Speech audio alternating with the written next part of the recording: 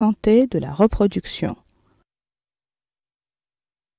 Et voilà, pour parler de cette thématique, donc, notre invité, c'est le professeur Ahmed Abdelkader. Encore une fois, bonsoir. Voilà, alors vous avez organisé votre deuxième journée qui était consacrée exclusivement à la stérilité ou à l'infécondité ou l'infertilité des hommes. Pourquoi? Merci beaucoup. Je vous remercie pour cette invitation pour parler d'un sujet aussi important et aussi tabou que l'infertilité. En fait, cette journée s'inscrit dans le cadre d'un ensemble d'activités que nous menons sur le terrain depuis presque 2 ans sur les réseaux sociaux. Cette année, nous avons choisi un thème principal, celui de l'infertilité masculine. Il y a une différence entre infertilité et stérilité. Le mot stérilité, d'habitude, c'est réservé au cas stérile définitivement. Les individus qui ont une cause définitive et qui sont une minorité.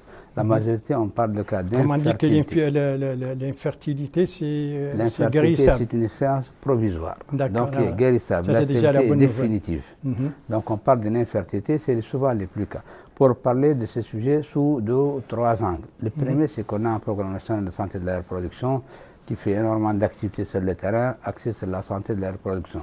Mais on se rend compte que le sujet de l'infertilité est jusqu'à présent absent ou omis de ces activités. L'infertilité chez les hommes, bien entendu. L'infertilité, on parle actuellement d'une infertilité chez le couple. Mais nous, on a mis l'accent sur les hommes parce que l'infertilité chez les hommes constitue un tabou dont on n'en parle pas, surtout dans nos contextes africains, arabo-musulmans, où l'homme a un certain imaginaire, une certaine représentation qui le met à l'abri de ces problèmes. Et malheureusement, c'est souvent la femme qui est indexée et qui est comme cause, alors que dans les statistiques, presque sont à part égale. Grosso modo, les causes d'infertilité sont presque de 30% de causes féminines, 30% de causes masculines. Et quelles sont justement les causes de l'infertilité? Les causes de l'infertilité sont très multiples, complexes et variées, dont certaines relèvent de la génétique, certaines relèvent des infections récurrentes, des infections qu'on peut attraper dans sa vie, des infections du tractus urogénital,